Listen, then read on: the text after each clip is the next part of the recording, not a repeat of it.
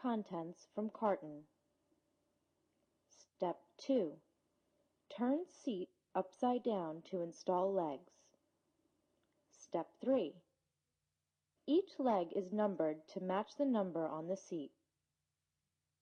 Step 4. Depress push pins on the leg and slide into bath bench. Step 5. Repeat for all legs. Step 6.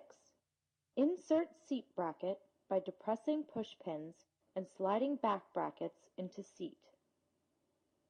Step 7. Turn bath seat on its legs. Step 8. Insert back support into back brackets by depressing push pins and sliding into the back brackets. Step 9. Adjust seat height by depressing bottom push pin.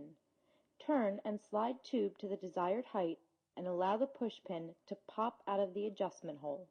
Repeat for all legs. Step 1. Remove contents from carton. Step 2.